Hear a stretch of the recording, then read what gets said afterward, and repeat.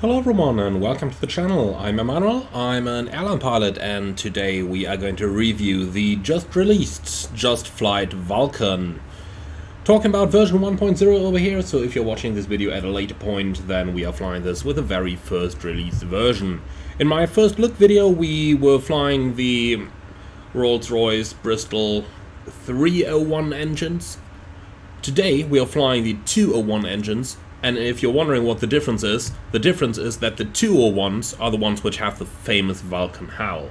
Now, I'm going to show you why that is and why there is a difference just while having a little look around to the airplane over here. I'm going to show you the rest of the model in more details in a few moments, but have a look at the engine exhaust over here. Apart from the fact that there's a cover in there right now, which we'll absolutely remove prior to our flight, you can see how the 201 engines are slightly getting smaller at the back there, while the 301s have a totally different exhaust, thereby creating a different sound when the airplane is flying. So, XH558, that's the famous one you'll find on display in the UK at the moment. I do believe it's East Midlands where you'll find it at the moment, but don't quote me on it. But if you know better, then please put it in the comments below. Alright then, let's have a closer look at the model of our brand new Vulcan bomber for Microsoft Flight Simulator. We're going to start with the crew entrance area over here. That's where the crew would enter the airplane. As you can see, not the most comfy way of entering the plane, but nonetheless very well modeled over here, and you will find out that within the cockpit you'll hear the sounds whether the entrance is open or not as well. On the front over here you can choose if you want to have the refuel probe installed or not. Different options available, all configurable via the EFB that JustFlight have included in the airplane. Alright, as you can see, some very good modeling here. If we just go up a little bit and just have a look at the covers of the engine intakes over here, that's really a very good level of detail that we can find on the model right up here. The same goes for a look at the leading edge of the wing. We'll find the landing light just below over here. Extendable and retractable, we'll have a look at that later on during the flight. Alright, apart from that, we do have some nav lights on the side over here. No strobe lights installed, but it does have a beacon, which we'll see in action in a few moments. That's our famous Rolls-Royce engines that we've got over here. And finally we've got the tailplane. Alright, over here we've got basically tail skid. The airplane is rather prone to tail strike if you really pull the stick too hard. So for that reason you've got tail skid on the plane over here. Now, let's move forward a little bit. That's some beacons. And over here we've got the entire reason this airplane exists. And yes, for the first time in Microsoft Flight Simulator, as far as I'm aware, we can load a nuke onto any of our aircraft.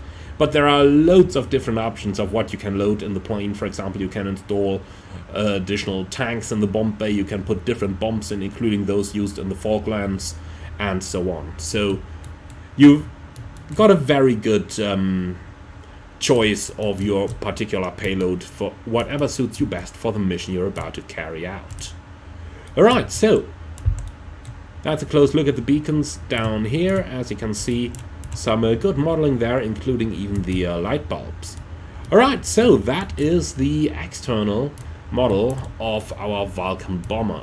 Let's just move up a little bit and have a close look at the cockpit, because you'll notice when we're sitting inside how small the cockpit actually is. And this just gives you an idea of the actual size of it compared to the rest of the airplane. You can see it's a huge airplane you've got there. Down here, by the way, we'll find the navigators and the electronic stations. Those are located a little bit in the back down there, but we'll see all of that once we are actually inside the plane. So this is what our Vulcan actually looks like, or what our Vulcan cockpit looks like. Alright then, let's move over. In case you're wondering, I'm using camera menu here to switch between cameras, because when I'm sitting in the cockpit and I'm using my hotspot to change to drone camera, well, now with the show effect it works. So just forget what I was just about saying. Alright, let's have a seat down here. And this is our Vulcan cockpit. Again, there's a choice between 4K textures and 8K textures. I do recommend that if your graphic card can somehow take it, do get the 8Ks, they look really, really gorgeous. However, a 4K version is shipped by default, and you can get the 8K version from the JustFlight website. Alright, so that's the first look at the interior model of the cockpit down here. Then down here we've got our fuel console with the autopilot controls down there, and this one is actually stowable in the Vulcan, because when you're entering the plane you're kind of from back here basically, and you need to crawl up here, so in order for the pilot not to constantly chip off any of the switches, you can stow the fuel console like this. Okay, talking about animations, as you can see, loads of animations in the cockpit. We can even pull the pins from the safety pins from the ejection seat. They'll be placed on the side over here, so just clicking on it is going to install them once again. Again, very good model of the ejection seat as well there, very good texture quality. The airplane is programmed by the same developers who programmed the BAE 146 and the Fokker 28, so we know these developers already, we know what they can do, so let's put it to the test. Last thing here on the model, it is a nuclear bomber, so obviously once your nuke has been dropped, you'll try to get away as quickly as possible, but there'll be a rather bright blast, so for that reason, you've got not only the standard sunshades that you can use for sun protection on the sides, but you've also got these blast shields over here, which actually will place a solid wall next to your side windows.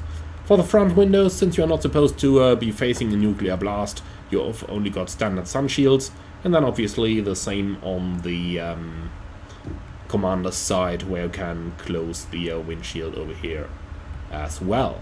Alright, so that's what we've got on board our Vulcan bomber, and that's a quick overlook at some of the features we've got in the cockpit. So let's go ahead and stow all of these again and get our airplane prepared for flight.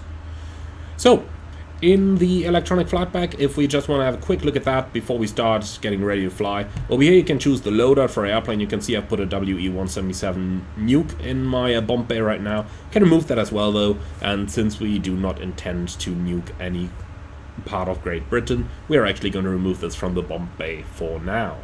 Alright, so as you can see, lots of loadout available for your airplane, and you've got a couple of options over here as well. We've got chocks. We can remove the covers, bomb doors, crew doors, and I'm just going to leave the crew door open for now, just to show you the change in the audio when we close it later on.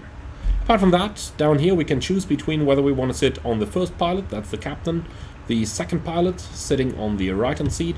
Then we've got the AEO station, which is basically the electrical station. And finally we've got the navigator station on the other side in the hold as well. So that's our options that we have available.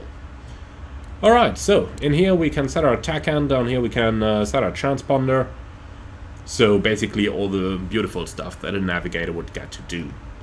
Okay then, so moving back to the first pilot station, there are a couple of shortcuts that we can use to navigate around the cockpit. We've got these two screws up there, and when you click the top one, you're basically moved to the electrical station. On the electrical station again you've got two screws. The left one brings you to the navigator station, the right one brings you right back into the captain's seat. So that's pretty much the shortcuts we have. Then down here obviously you've got the second screw bringing you directly to the navigator station. On here you've got those screws again, so like that you can easily navigate your way around the airplane without having to constantly look at the electronic flight bag, which by the way, if you want to, you can also place up here. Other options, well, are the aircraft options you've got down here. So for the altimeters, for example, you can synchronize the altimeters, you can enable panel state saving, GPS navigation, that's quite a cool feature. We are going to do a little bit of IFR navigation in this video next to some VFR navigation, but just to show you in case you've got some nav problems there, click on GPS navigation and you get that little handheld GPS based on the default Garmin unit down here in the cockpit as well. So that's a little gimmick you have there in case you really want it. We've got realistic steering, we've got automatic chute jettison. So down here you've got the controls for the parachute brake. I'm going to show you that in action in this video, but in case you don't want to click the jettison button here manually, you can have that done automatically over there. Next up, we've got our configuration. We can configure the airplane as a tanker. We can choose whether we want the 201 or 301 engines. We can choose the nose probe, as I just mentioned. That's the one we've got down here for refueling. And you can basically see we've got loads of different options there, including an option for an auto throttle, which then, down here you have it, AT engage, inoperative on the version we have right now, but certainly available on others. Okay, so that's the options we've got available. Over here we can refuel our plane, and we're going to go for a full load of fuel. And then finally we've got a little option basically bringing us the important stuff of the navigator's panel over here, but as you can see, no power, so once the airplane is powered up you can change all your frequencies over there in a little bit easier way. Talking about frequencies, your radio is located down here. Now, as you can see, that is only a UHF radio that you've got quick access to, but over here basically by taking the manual dials, imagine a 1 in front and a 0 at the end, so 124.85 is what's active at the moment. You can change it around, for example 118.92 and so on. So that's what we've got in terms of the radio down there. Alright, apart from that, it's really a standard JustFlight EFB, as you know it already from all their other aircraft. Rather nice to have today is going to be the Navigraph charts, which we can already open for our RAF Valley, where we are right now, and on there, let's quickly search for that, our RAF Valley, Tycan 13, that's what we're going to fly later on, but just to have that prepared in advance already. Right, going to mark that as favorite, and that's it. Apart from that, you can import a SimBrief OFP. You've got that map feature available down here in case you really need it. But, well, up to you. And then obviously we got the charts, we got the aircraft menu, that's what we've just been here. We've got some notes, which I find rather nice, that you can actually make some notes over here if you want to. Let's just wipe them away for now. Then we've got checklist, which basically is the complete checks for flying the airplane that we've got in here. Then we've got top of descent calculator, but that's, well, that's pretty much what you see there. And finally we've got some settings, which are the EFB settings though. So this is just the settings for the electronic flight back. What you're going to find you'll be using the most is either the charts or the aircraft menu. Probably the aircraft menu actually, as it has the buttons to change around between the pilots. And since you've got the navigator's menu available on here. Alright, and that's the electronic flight back in the Vulcan. Cool, so with all of that, we have had our basic look at the airplane, so how about we actually take it flying? We are going to do a quick VFR trip there. Let's get up our Navigraph charts. A quick VFR trip down to Mach Loop. We'll take the airplane around Mach Loop. At this point, by the way, thank you very much for inspiring me to do this, to CG Aviator. I totally love his videos.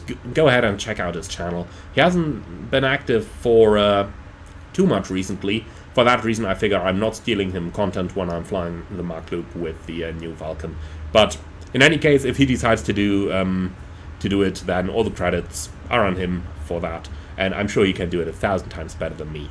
In any case, that's the route we're going to fly. We're going to depart runway 13 at Valley.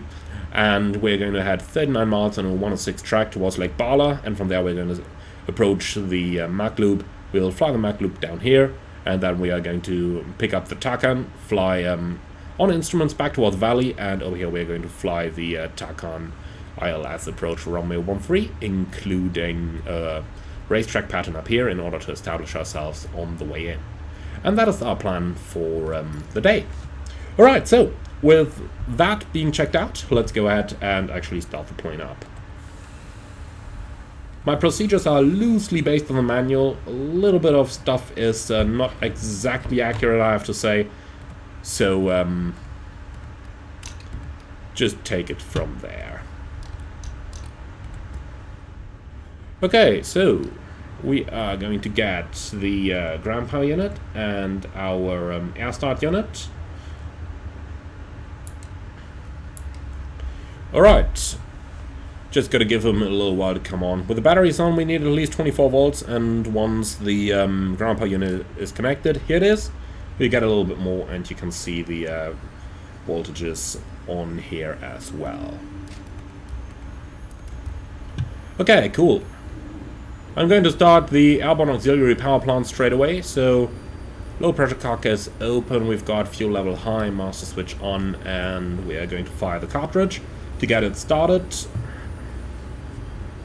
We can see our APP. You can somewhat imagine that like an APU. Starting up over here. And here it is. So everything's stabilized, APP coming on.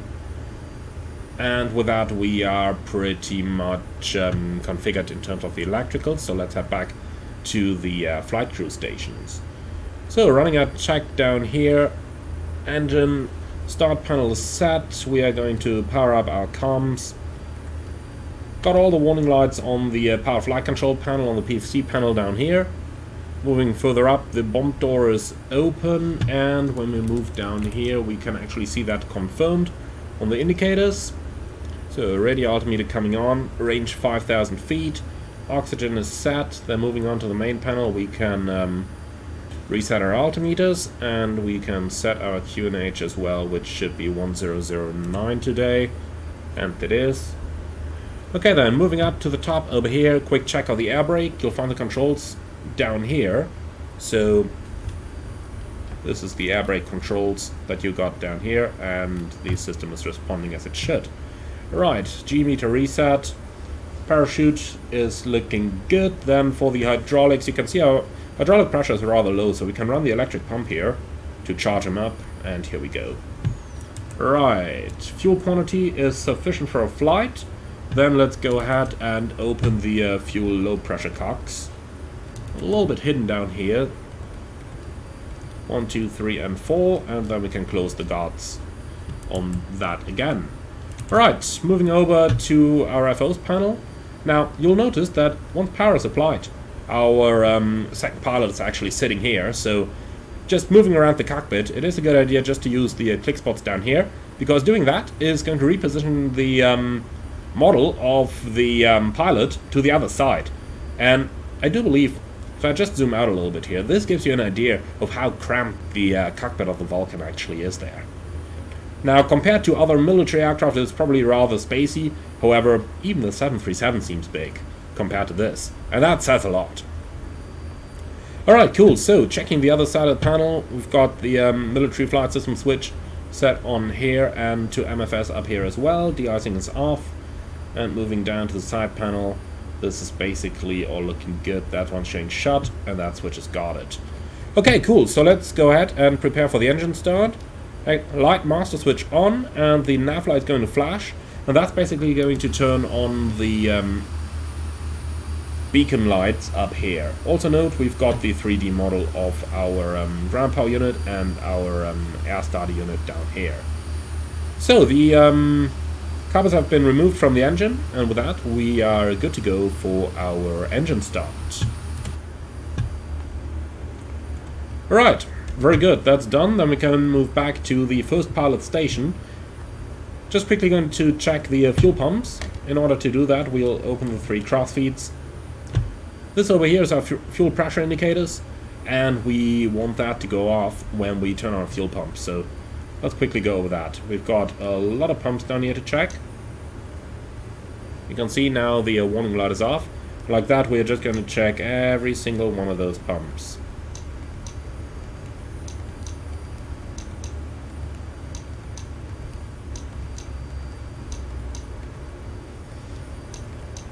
To be totally honest with you, I'm cutting that short a little bit. I'm just listening out to the sound. You can hear the click sound when the warning lights are going off. And that's basically what I'm using to check that. Alright, so thrust feeds going back to close. Then the 3 autopilot masters for rudder, aileron, and elevators are on. And with that we can power up the autopilot. It takes a little while until the ready light comes on, but once that is the case, we are basically ready to use the autopilot later on. Alright, cool. So we are ready for engine start. So now going to turn on all the, 14 or 16 fuel pumps that we have in the plane.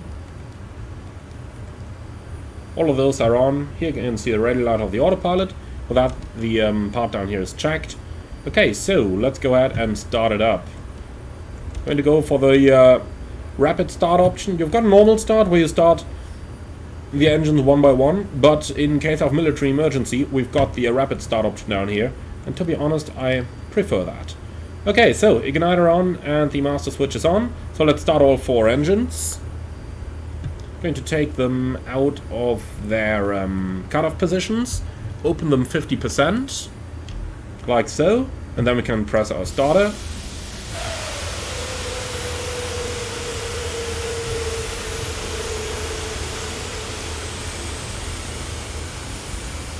All the engines are running up.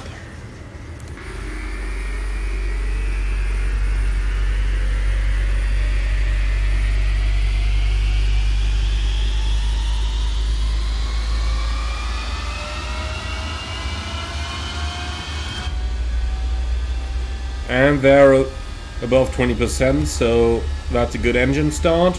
Thrust lever is back to idle. Start sequence is complete. Ignition off, Thrustmaster off. And then we can move back to the electrical panel down here.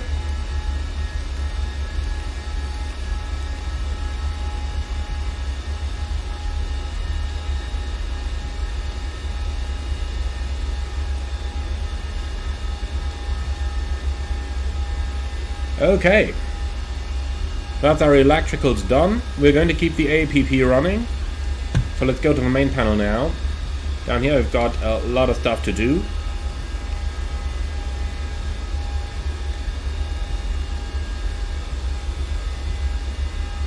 So, ARE.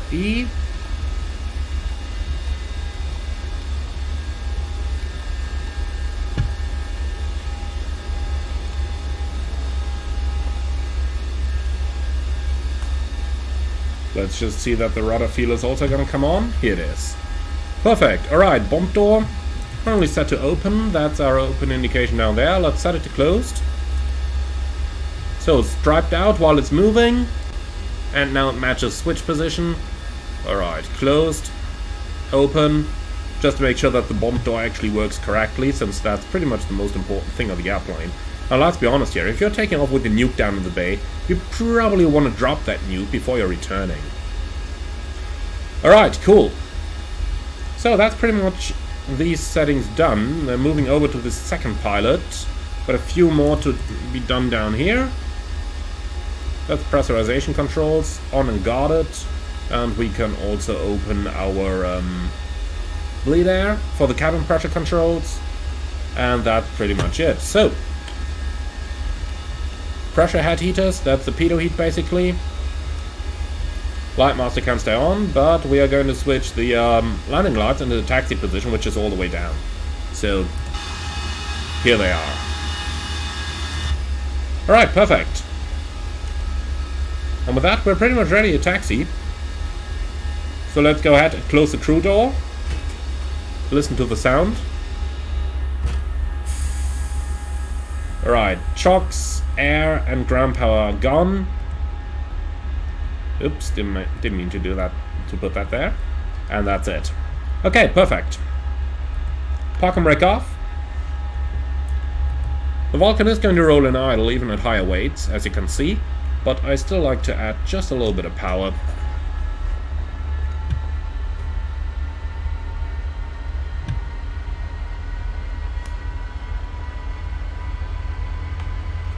Fairly good turn radius in here. This is a full tiller input right now.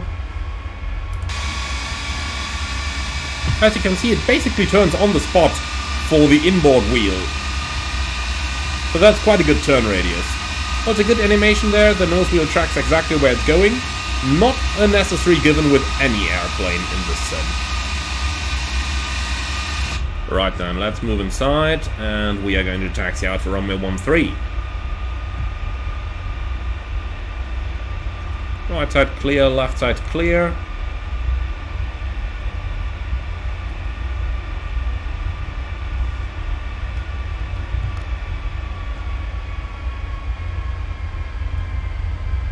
Right, once it's rolling, idle power on the engine is going to be more than sufficient. Okay, as we're getting ready, let's have a quick look at what we're about to do. So I'm going to set the heading bug towards 1 What did I say that was? 126. That's basically down here. Now the compass of this airplane is a little bit interesting to read. By the way, tracking that runway is approved, clear left and right. So the compass of the airplane, basically, you turn the top of the card. This one here tells you your heading, and the card itself you can just rotate completely like so, as you can see. I'm just going to keep it up on north, target heading is set, and that's how the compass works. So that needs a little bit of getting used to, but was unfortunately quite normal for aircraft of the time where the Vulcan's been constructed in the 1950s. So takeoff technique in this one, it has quite a nose-up moment when you are setting takeoff thrust. For that reason we need to give it quite a nose-down input, and when we are approaching a rotation speed about 148, we are going to let go of the nose-down input, give a slight nose-up, and that's going to be all we need to get the nose into the air and to get the airplane flying. We've got tail strike warning lights up here. If they illuminate red, then we know that we have messed up. So that's what we absolutely want to avoid. Okay, clear left side, clear right side, and we should be good to go.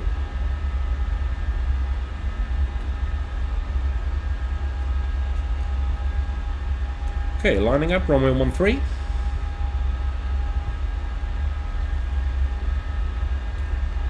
Here we are. Okay, final check, over to the second pilot once more.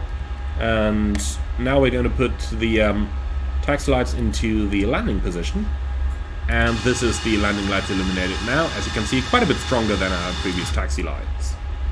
Okay, and that is basically all we needed up here. So we've got our pressurization, we've got our pitot heaters, we've got our lights, and with that we can move over to the or back to the first pilot seat. In here, not a lot we need to do really, so we're ready to go. Okay, let's make the on the ejection seat. That's the safety pins out on both sides. We've got ours over here, and the FO got him or hers over there. Okay, are you ready to go? So, typical takeoff technique. We're going to hold the brakes, establish 80% power, and just have a look at how long those engines take to actually react. Quick look outside that our brakes are holding. Yes, they are. Okay, up to 80%. Here we go. Stabilized. Let go of the brakes. Full power. Stick forward. And off we go.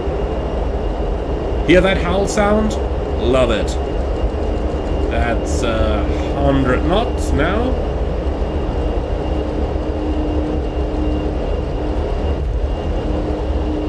So, letting go of the stick.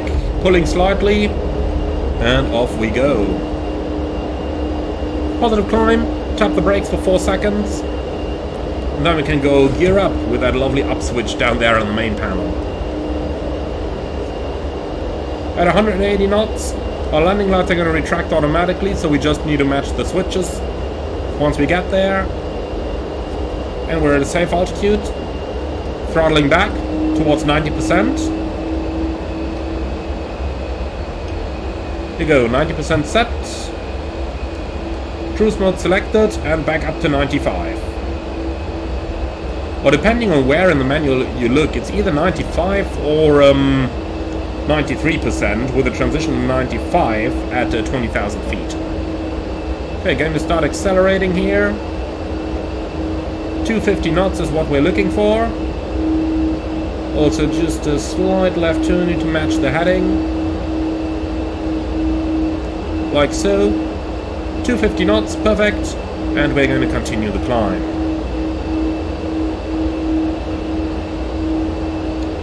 Alright. Nice and easy established. Let's put it on autopilot just for demonstration purposes here. Autopilot's engaged. Track hold. Speed hold. I'm going to place this on the middle position. Alright.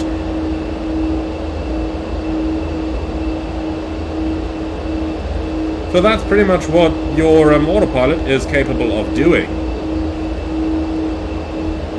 Okay, let's level off in 5,000. Altitude. Went slightly through it, but that's not a problem. As you can see, slow response there from the airplane. But that's exactly what it should be in this one.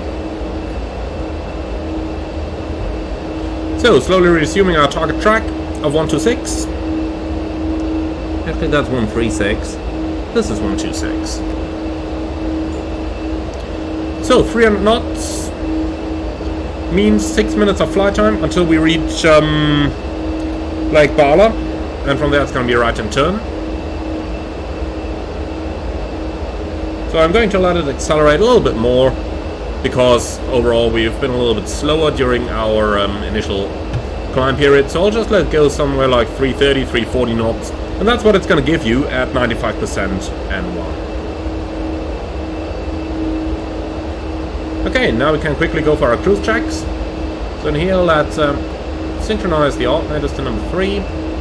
And with that, our engines are powered. So we are going to switch the APP off, like so, and that's it. Right, 320 knots that we are doing up here now.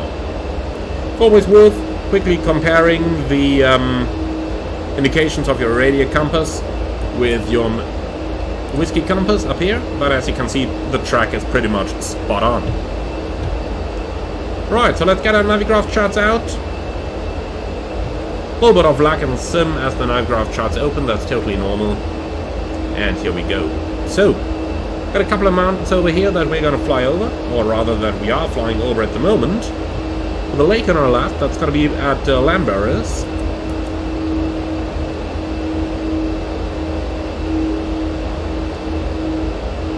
I suggest this is where we are right now. Continuing down here until we see Lake Bala coming up in a 90-degree angle to our flight path. And then on the right hand side we got that little lake over there. On the left hand side we got that one over here. And that basically marks our turning point where we're going to enter the Mach loop.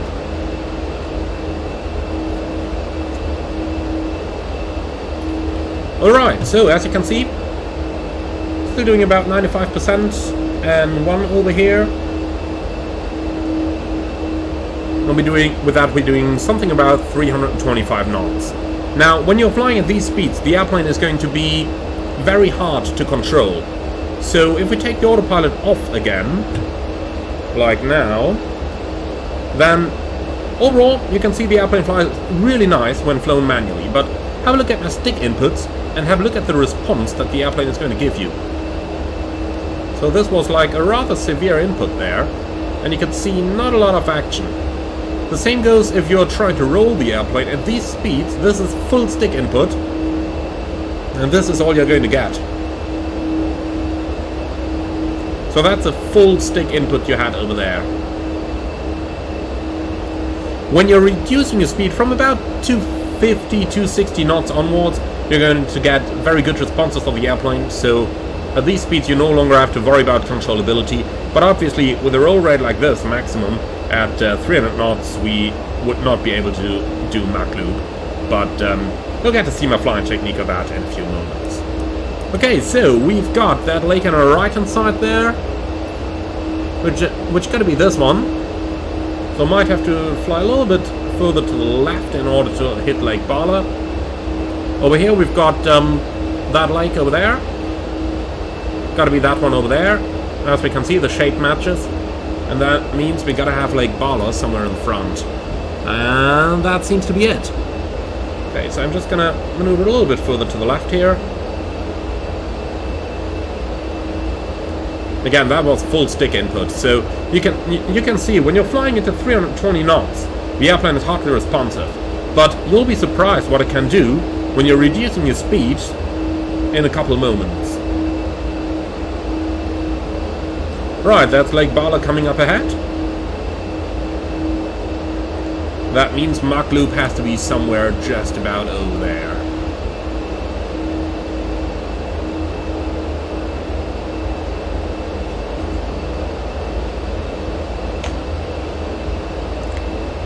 So, 12 nautical miles into that direction. That's just about 2 minutes flying time. So let's get rid of Navigraph charts. And let's start our turn.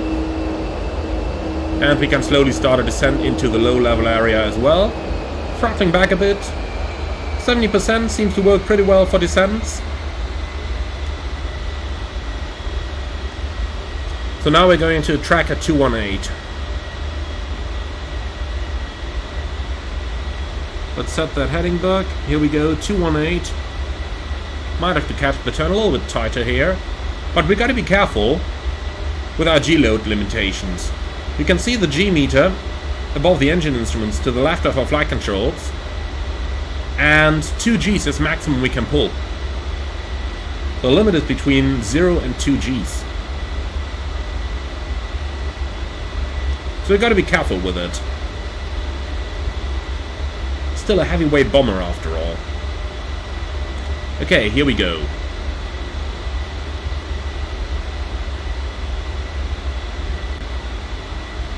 The entry to the Mach Loop is just on the left of that mountain over there. Quite easy to remember. And we are going to control our speed appropriately. 300 knots for now is looking good to me. But we're going to, due to the slow response time of the engine, let me show you that. Let's go idle. Look at how long they take to respond. And now we're going to go from idle all the way maximum. And now look at the engine gauges.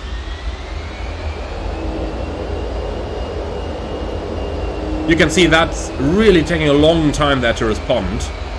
And for that reason, we are going to keep the engines spooled up, and instead what we're going to do is to use a speed brake to slow it down when we have to. Right, so that's a nice low level that we're flying at over here.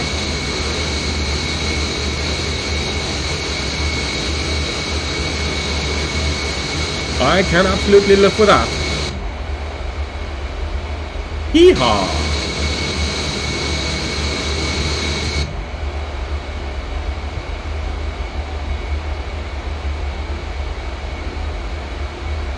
So, speed is looking good, stable at 300. I'm going to start reducing my RPM slightly, back to 70 RPMs. And we're approaching the entry to the Mach Loop. So I'm going to pull the speed brakes. You can see the air brake panel lighting up over there. You can absolutely hear them as well. Reducing towards 250 knots. And now have a look at what my airplane can do. This is full aileron input now. As you can see, you can still feel the inertia of the plane, but we are getting much better responses from it now. Alright, entering the loop towards the lake in the front over here. And then it's going to be a hard left brake in a few moments.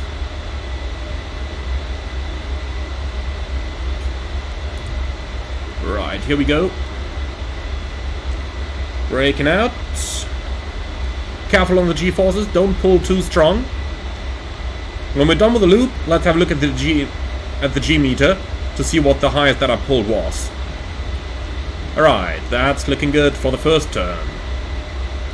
Then over to the left once more. So, hard left. And let's already roll it over. You really need to take the mass of the airplane in account here. And here we go, that's looking good. Right, rolling and turning. Alright, that one up here we won't be able to make with the Vulcan, so we'll just go on top of it. Speed's looking good, 270. And right back down into the valley.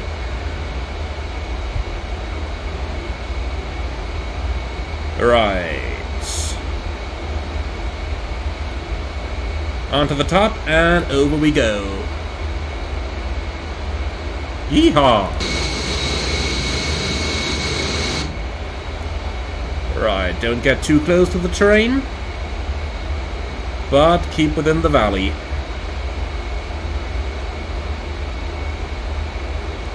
Right, what's the G-forces here? 2 and a bit, so we are This is about the maximum the Vulcan can do. Right, reaching long straight loop. Power on, 95%. That's max continuous N1. Alright, and now we're heading out for a little hill that's got a forest on the left and a field on the right. And that's going to be our marker for the next turn. Accelerating through 300 knots. This is about as low as we can go. Lovely. Absolutely lovely.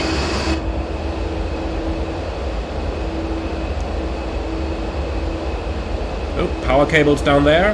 Making sure we don't ram them.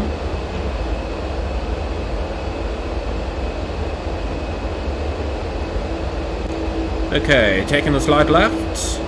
And in the front over there you can see that hill with the forest on the left and the field on the right coming into view slowly. That's our next turning point. So let's start getting our speed back. Looking for 70%. Speed is slowly reducing. And the rest of it we'll simply do with the speed brake in a moment. Okay, so everything's clear on the front.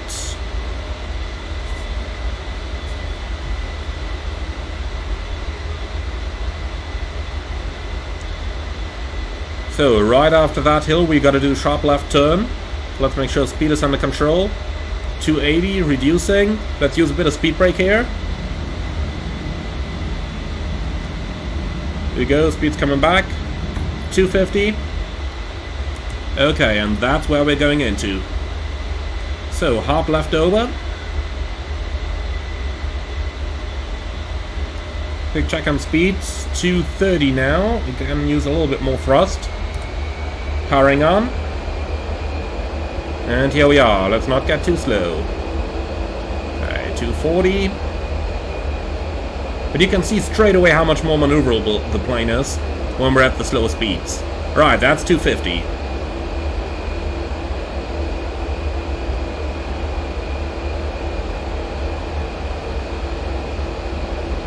And here we go, that was a full input. Right then, to the left, and leaving the Mach loop to the right.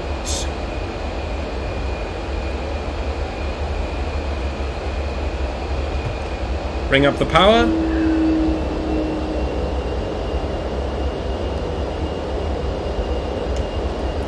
One quick more look in the front, and here we go.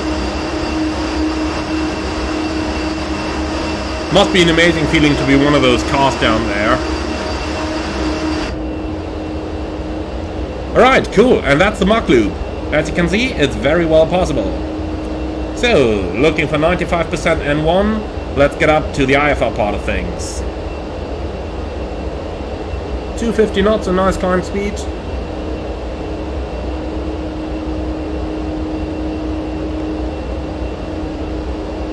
So, the local TACAN of RF Valley, let's quickly have a look at the chart where that is.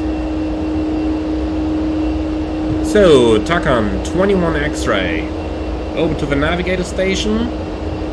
And that's 21 X-ray, set to receive. So that's a TACAN over there. Bearing 325, 38 nautical miles. So let's turn on the bearing of 325.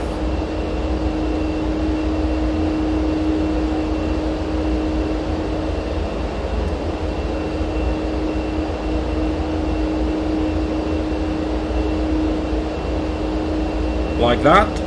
We're gonna climb up to like 10,000 or so, just to show you the lovely rate of climb that the Vulcan has. So, speed is roughly stable at about 250 knots now, and the rate of climb is somewhere about 4,000 feet a minute. So that's about what you can expect from your Vulcan. Also, a quick look at the accelerometer. As you can see, I pulled like 2.4, 2.5 Gs throughout the Mach loop, so slight over G, but would not have been dangerous to the airplane.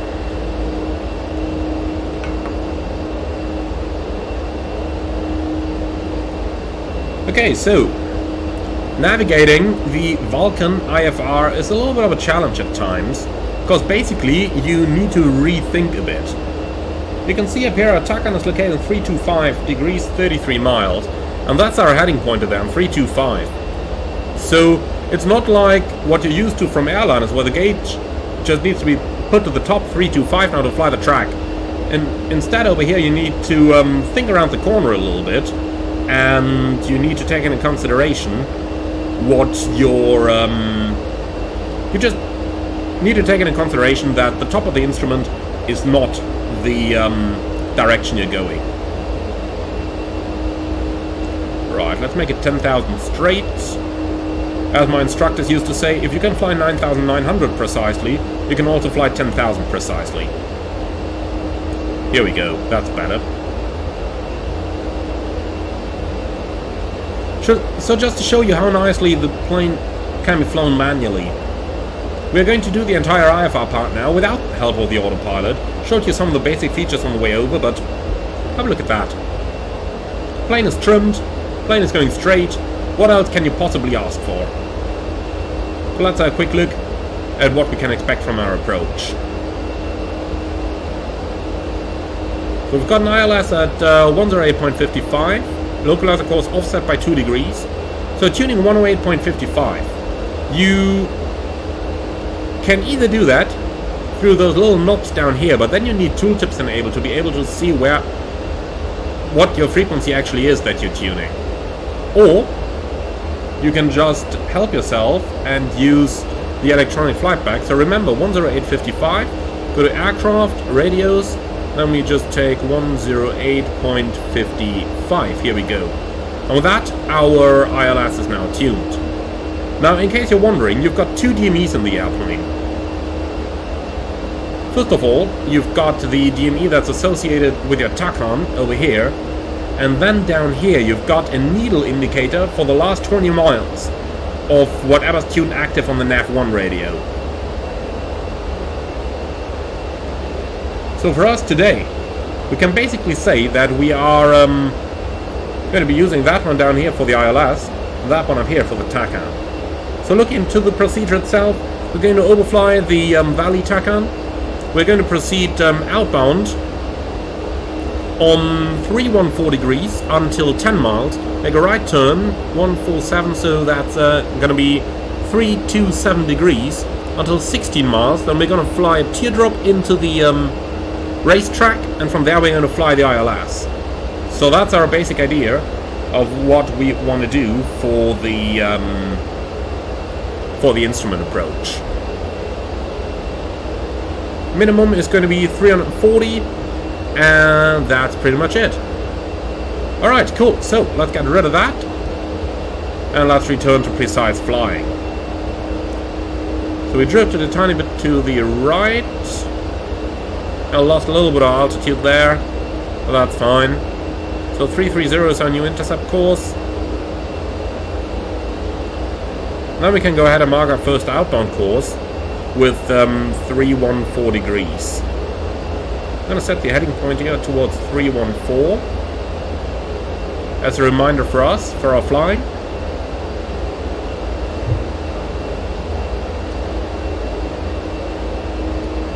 Alright, that's looking good.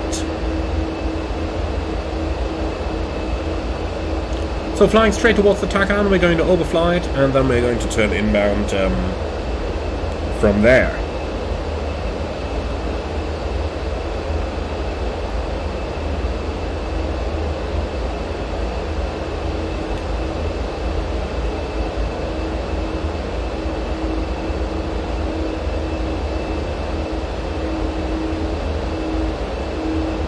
It's easy to get distracted. You can see it from myself over here as well. I just lost a little bit of altitude there again, 300 feet. But I can tell you that much. In the real world, I find it much easier to fly an airplane precisely than in the simulator. Probably because you just feel feedback in the real plane, but maybe also because it is just easier to look around the entire cockpit and be able to scan everything quickly while taking a quick glance at your charts and stuff like that.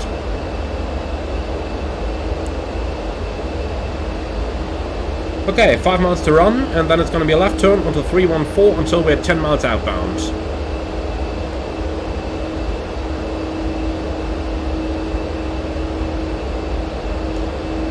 So, about to reach 10,000 again, here we go. 4 miles to run. That means our station needs to be just below us right now. Can obviously not see it anymore, but let's have a look from the outside.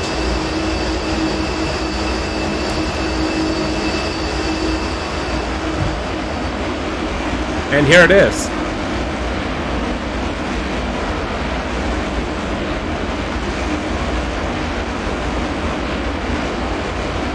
Okay, onto the track of 314.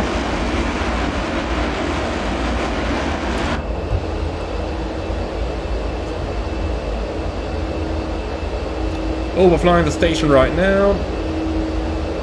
Here we go, track 314 is established. Let's continue on the outbound sector. Looking for 10 miles, and thereafter we're going to turn on to 327 until 16. We're going to make it a rather rapid descent, so in case you're wondering why I've stayed so high for so long, don't be worried about that. It's all planned.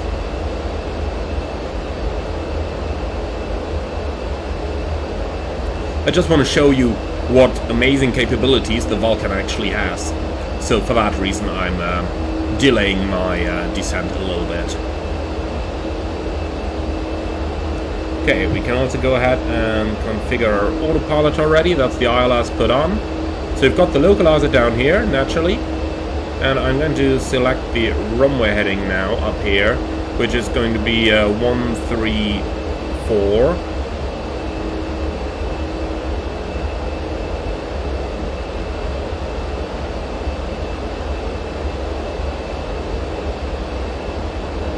There we go, that's 134, and our heading bug is going to stay right where it is.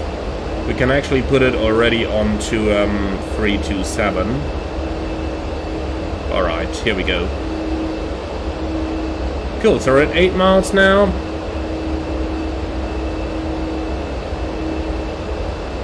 Nine miles. Again, looking over here at the TACAN.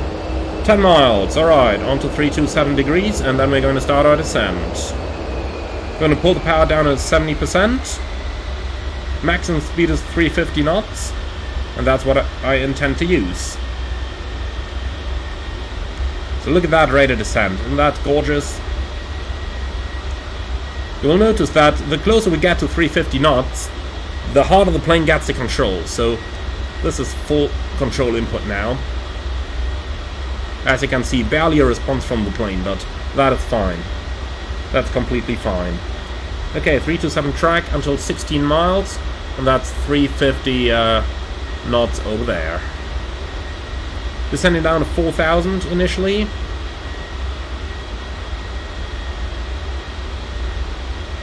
That's one to go.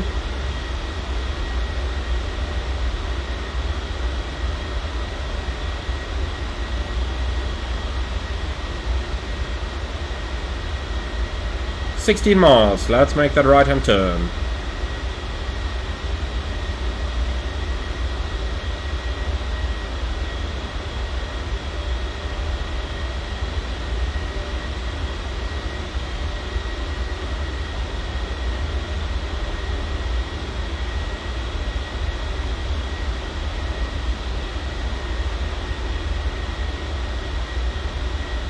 Okay, down to 3,000.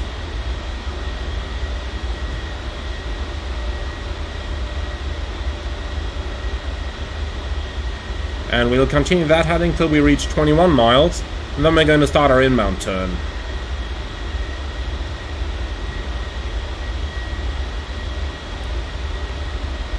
I'll let the speed decrease slightly until we're back at 250, and then you'll see what kind of a turn this airplane can actually make.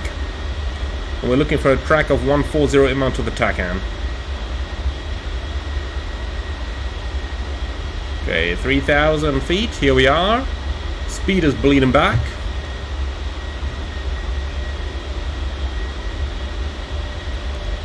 So 140 degrees, can we get that somehow, please? Here you go, roundabout.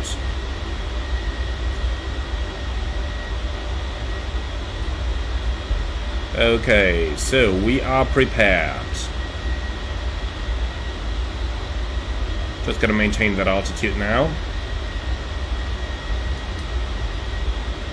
Okay, that's 20 miles, 1 mile to go. A little bit more thrust. Make sure to maintain 250.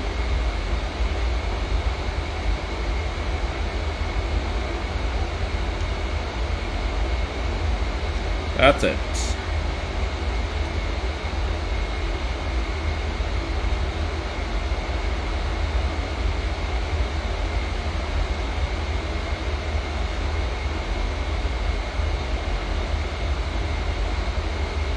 "21 miles, left-hand turn." Okay, try and maintain 3,000. 60 degrees bank, we should get just about 2 Gs while maintaining altitude.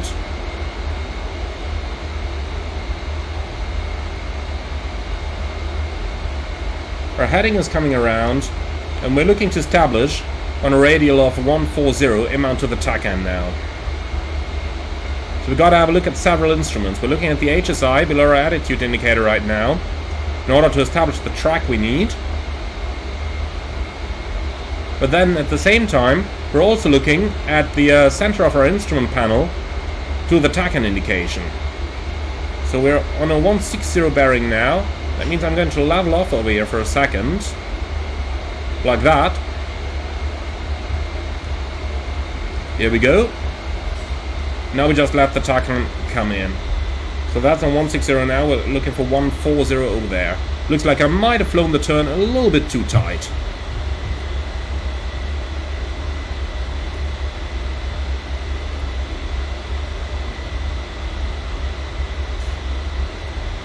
Oh man, straight into the sun. Let's get those visors down. Come on, plane. Seems a little turbulent right here.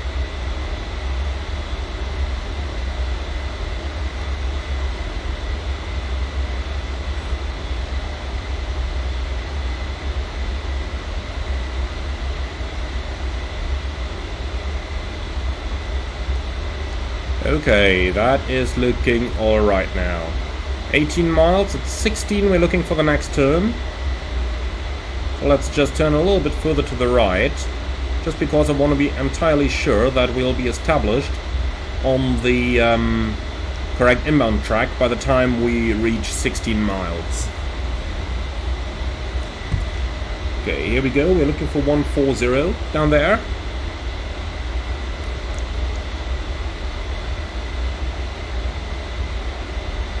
The 145. Let's turn a bit back inbound.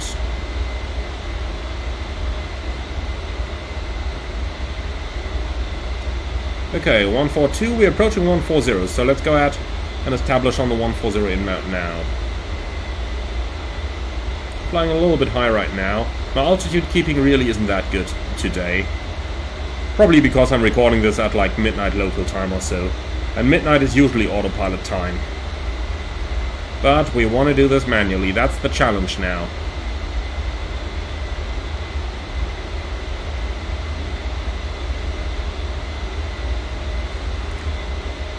And here we go, 140, established on the 140 radial. Reaching 16 miles with the right-hand turn, 147 track now. And from there we're going to establish ourselves on the ILS. So that's 147 on the track. 6 nautical miles to run, and then we should be able to intercept the ILS. Also, we can descend towards 2,040 feet now for our intercept, as that is the published platform altitude. You can see the localizer coming in already. That's what we've got down here. And I have to admit, initially it was rather difficult for me to actually interpret those localizer indications, because you gotta remember, even though that's where the needle is showing, that is where we're heading. So right here, this is showing almost centered now to the top of the display, which would be perfect on any other aircraft, but we'll have to adjust the heading from here to here.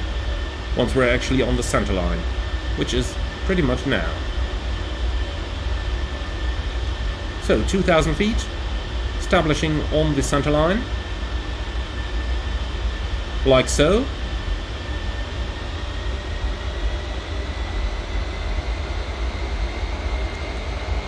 So we are like 10 miles out now.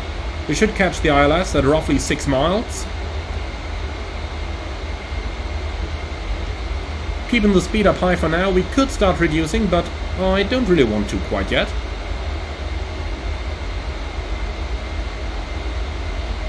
I figure at about 8 miles or so I'm going to start reducing my airspeed. Final approach is going to be 150 knots. And that's about it then. Right, that's 8 miles. Slowly reducing speed.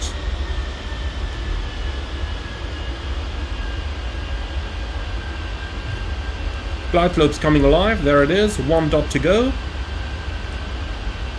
Thrust idle, and now look at how much speed it's going to lose.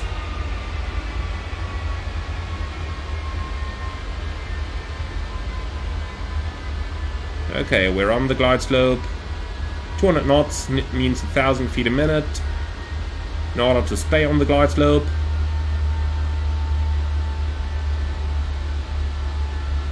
Just look at how maneuverable it is now. This is full input now. As you can see, at these speeds down here, it's flying really, really well. Right, speed going through 180, gear coming down.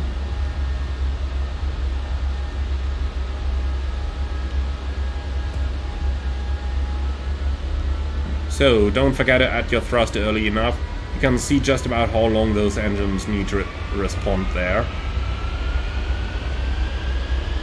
Right, 150 knots, that's roughly 800 feet a minute that we need in order to maintain our glide slope.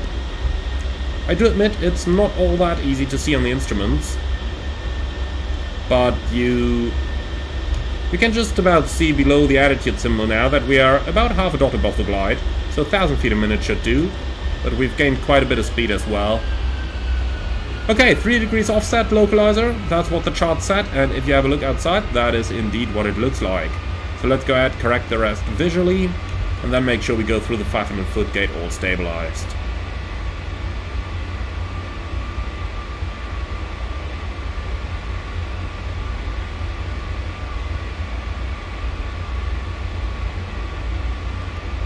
Here we go, looking good.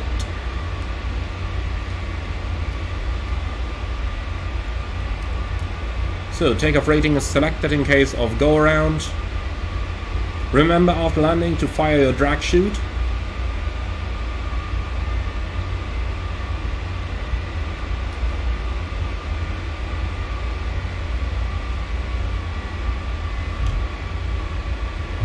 Okay, idle power. Slide flare.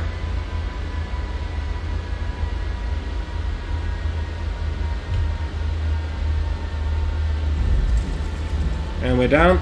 Drag chute out.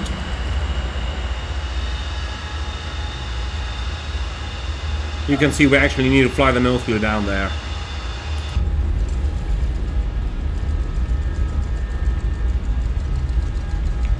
$80 knots, jettison the chute.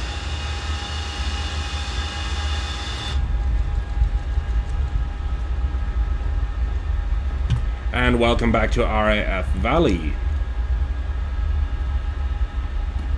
Okay.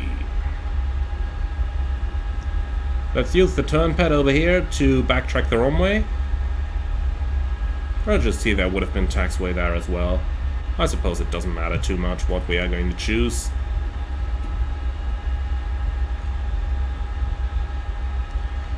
But I'll tell you what, if I've got a taxiway available, then we might as well make use of that.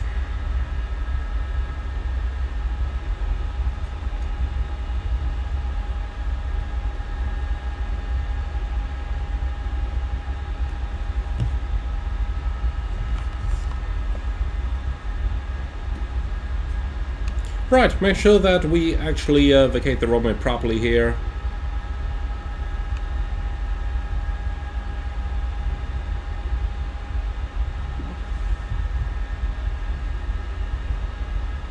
Everything's clear on the left there. Taxi, yeah, looks somewhat okay. A little bit to the left of the center line, but that's alright.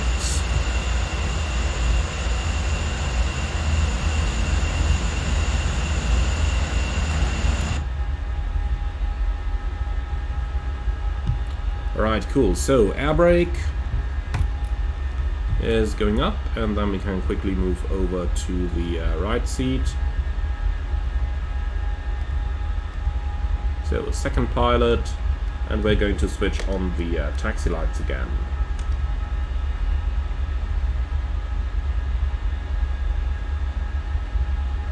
Alright, so back to the first pilot seat, and from here we're going to continue our taxi. So, that's it, our first flight in the JustFlight VULCAN. How do I like it then? Well, I really love it.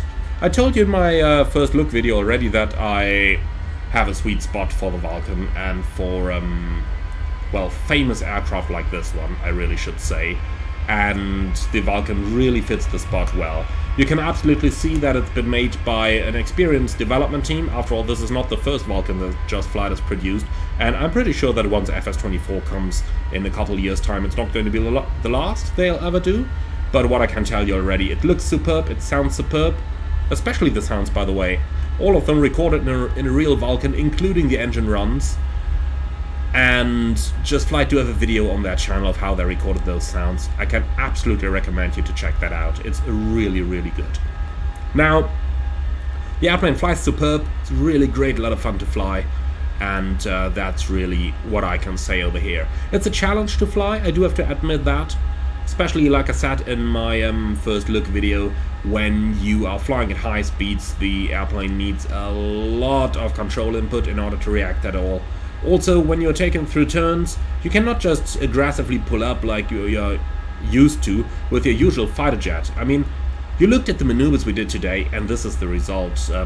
We ended up with 2.5 Gs. 2 is the limit, and depending on the weight, it might be even less, like 1.8 or so. So you can absolutely get how that can become problematic. But that as well gives you a good idea of how much fun it is to fly, and especially how much fun it is to fly correctly. So loads of good stuff to do with a VULCAN, so you absolutely want to take a couple of rounds, fly some patterns, practice some takeoffs and landings with it, and then ultimately you want to take it through Mach Loop, because it is really a challenge to get through there, but it's a great lot of fun and satisfaction to do. Alright, cool. So, with that, we have just reached our final parking position. So let's go ahead and shut it down now. Autopilot power is going to go off. Then we can set the DI switch to low, which is where it still is. Then on the engine startup panel, the engine master switch is off. We can go ahead and switch all the powered flight controls off. So that's a lot of button pushing now.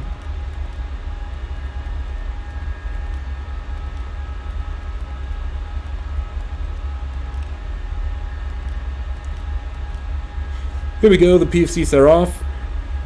And then bomb door is going to go open so that they can work on it.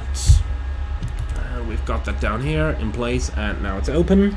Perfect.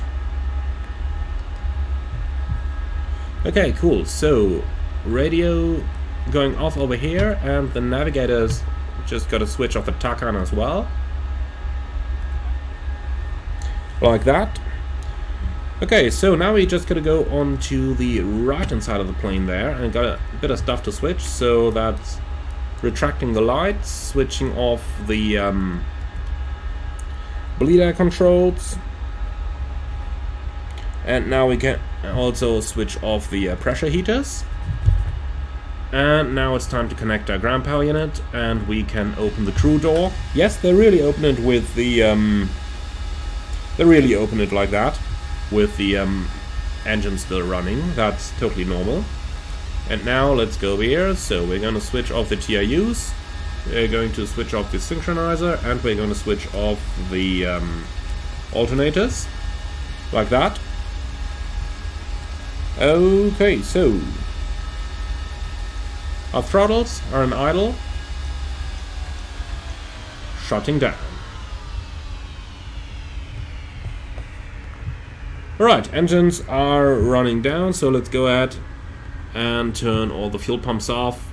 Again, loads of pumps to turn over here, so just gotta complete that real quick. Right, all the fuel pumps are off, and our power is set to off already. And with that, we can basically switch off the electrical power of the airplane. So the AAPP is off already, LP cock shut.